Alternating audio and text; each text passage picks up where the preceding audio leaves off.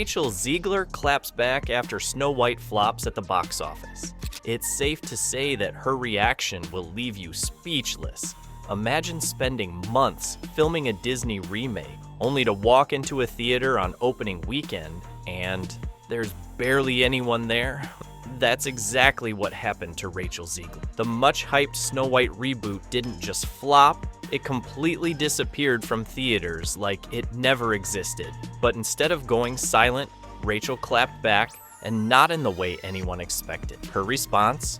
Bold, sassy, and a little savage. Whether you love her or can't stand her, one thing's for sure, she's not going down without a fight. So, what went wrong with Snow White, and why is Rachel's reaction making waves online? Let's get into the drama. I mean that it's no longer 1937, and we absolutely wrote a Snow White that is not going to be saved by the prince. She's not going to be saved by the prince, and she's not going to be dreaming about true love. She's dreaming about becoming the leader she knows she can be. It all started on March 25th, 2025, when Rachel Zegler, who had taken on the lead role in Disney's new Snow White remake, decided to drag a small group of her close friends to a screening of the film. This wasn't your typical movie premiere, red carpet and all. It was more like a private viewing at a nearly empty theater that looked like it hadn't seen a crowd in weeks. The group included her ride or die circle with friends like Ilda Mason, Jorge Mason, Remy, and Maria Isabel de Mason, who tried their best to turn the night into something festive. Thanks to Ilda's Instagram stories, everyone on social media got to witness the painfully awkward experience firsthand. She's not going to be saved by the prince, and she's not going to be dreaming about true love. She's dreaming about becoming the leader she knows she can. The vibe was off from the beginning. When Ziegler's name appeared on screen, Ilda screamed it with the excitement of a teenager at a concert.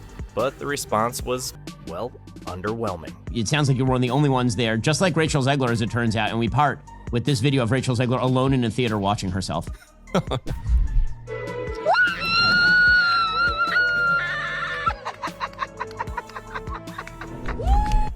One of the most unlikable humans That ever. is sadder than when the original Snow White eats the apple. Helle chuckled nervously and clapped for herself. It wasn't clear whether the theater had been rented out or if no one else showed up, but the visual was enough to set the tone. The premiere of this massive, expensive film felt more like a ghost town hangout than a Hollywood celebration. Still, the group tried to make the best of it, joining a viral social media trend where they asked a theater employee for 2 tickets, please. When the staff member politely asked, "For which movie?" the camera panned to their Snow White-themed popcorn buckets and souvenir cups. The look on their faces was priceless. They seemed shocked that he didn't automatically recognize their Disney merch. That small moment summed up the night in a nutshell. Out of touch and low-key cringy. Then came the bouquet of flowers Rachel held tightly in her hands, which, let's be real, were probably more of a sorry your movie flopped gesture from her friends than a celebration of any box office achievement. And speaking of box office numbers, yikes. With only $3.5 million made during Thursday previews and a weak $43 million during its opening weekend, Disney's Snow White wasn't just struggling, it was sinking. Audiences weren't showing up, critics weren't holding back, and social media turned into a meme fest. People started sharing screenshots of empty theater seating charts and solo moviegoers in completely deserted rows. Some joked about starting a GoFundMe to help Disney recover its losses. As the online chatter grew louder, an old clip of Rachel Zegler resurfaced, and let's just say, it aged like milk in the sun. In it, she passionately claimed that no matter her imperfections, people would always line up to see her films. The irony? The only thing people were lining up for now was the opportunity to roast her. In the video, she made this emotional, almost poetic statement about being cracked and flawed, like a statue in a museum, still deserving of admiration. That quote might have sounded deep and meaningful back then, but now it felt like the setup to a really bad punchline. Reality hit hard. The internet wasn't lining up to see her movie, they were lining up to meme it. Ticket sales continued to tank, and audiences stayed far away. Critics were merciless, calling the movie a complete failure. One commenter even welcomed her back to reality princess, while others pointed out that Snow White had now earned the title of Disney's worst performing live-action remake in years. But things didn't stop there. Behind the scenes, drama was brewing, especially between Rachel Zegler and her co-star Gal Gadot. According to a bombshell Variety report, Disney execs had been on edge for months, especially after Rachel's less-than-kind comments about the original Snow White started making rounds. She had shaded the original story and characters, and although many people were outraged, Disney tried to keep the peace and stayed quiet at least for a while. Then came the D23 Expo. Rachel walked on stage with her signature smile and charm, but when she wrapped up her talk, she threw in a bold political statement that completely blindsided Disney. It was supposed to be a celebration of a fairy tale classic, not a platform for political views. Suddenly, their $270 million movie had become a PR nightmare. Executives were scrambling to clean up the mess, and panic set in at the highest levels of the studio. Things went from bad to worse when Jonah Platt, son of producer Mark Platt, jumped into the conversation with a now-deleted Instagram comment that ripped Rachel apart.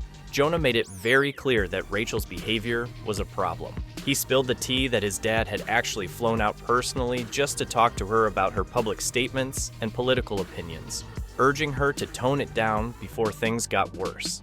According to Jonah, Rachel wasn't too open to that suggestion, and the post that had sparked all the chaos stayed up for a long time. He didn't mince words, saying Rachel's attitude had directly impacted the film's success, and that there needed to be some accountability. Things between Rachel and Gal had also taken a sharp turn. While the two may have appeared cordial during filming, tensions grew in the weeks leading up to the movie's release.